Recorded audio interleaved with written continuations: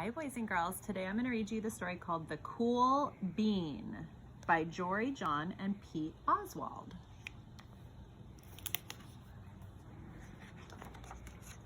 The Cool Bean. Watch out, here come the cool beans. The cool beans. Look at everybody. Hi, look at. Oh yeah, check out how they move.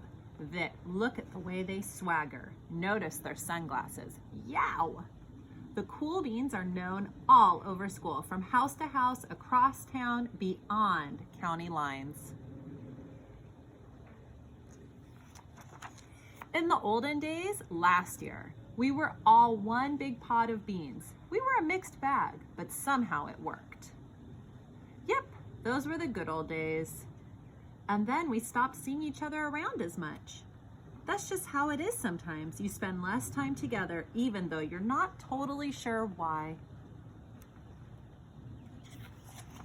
I watched as the beans I knew so well, the beans from my own pod, became the cool beans. Oh, they were so cool. One of them could play the guitar, cool. One of them could draw the best superheroes, cool.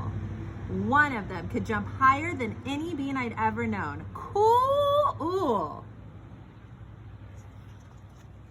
Me, well, I mostly stayed the same. Sure, I made some small changes. I wore sunglasses, too big.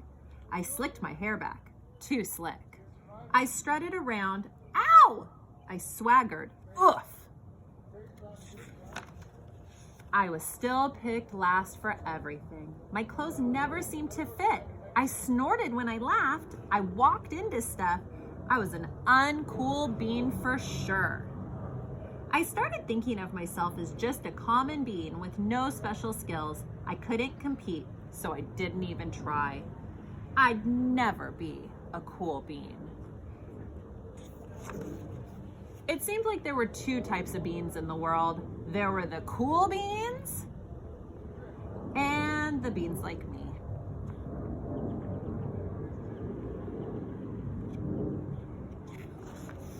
The days all blended together. I lived my life and things were just okay. I took tests and ate lunches and mostly just kept to myself.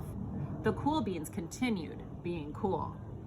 I mean, sure, I missed them a bit, but it's not like I was going to say anything. I felt like all that coolness had gotten in the way of our friendship. And that's how it went. Until one day, I was in the cafeteria. I dropped my lunch on my loafers. Oh no, not again. But then something sort of miraculous happened. Out of nowhere, one of the cool beans helped me clean it up. He didn't even say anything. He just gave me a nod. That was it. Later, I was out on the playground. I tripped and scraped my knee and maybe cried a little bit, and everyone saw it. Another one of the cool beans came to my side, and without a word, he dusted me off. That afternoon, I was sitting in class. I wasn't really paying attention. I didn't notice, but our teacher had called on me. Everyone stared. I sat there in silence. Nobody said anything. And then everybody just laughed at me. That was it. After today, I was officially a has-been. But then one of the cool beans stood up and came over to me. Everybody watched. She leaned in close and whispered, "Hey, the teacher asked you to read from page 32. Then she gave me a quick wink and went back to her seat. It was a small gesture, sure, but it was also everything. I walked home with a goofy smile on my face. I smiled all the way through dinner. That day made all the difference. It was a day that could have been really bad, if not for the kindness of a few cool beans. It gave me a shred of confidence.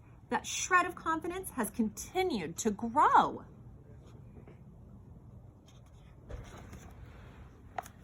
Somebody had my back, or a few somebodies.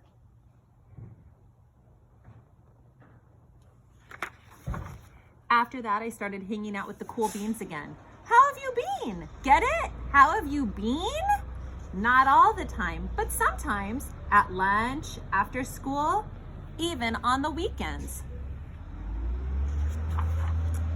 Throughout all of this, I realized that it's not about how you look or any of that other silly stuff. It's about a wink or a nod or a smile at just the right moment. It's about dusting somebody off, helping them right up again, and pointing them in the right direction. You need a hand? Yes, please. Now that's cool.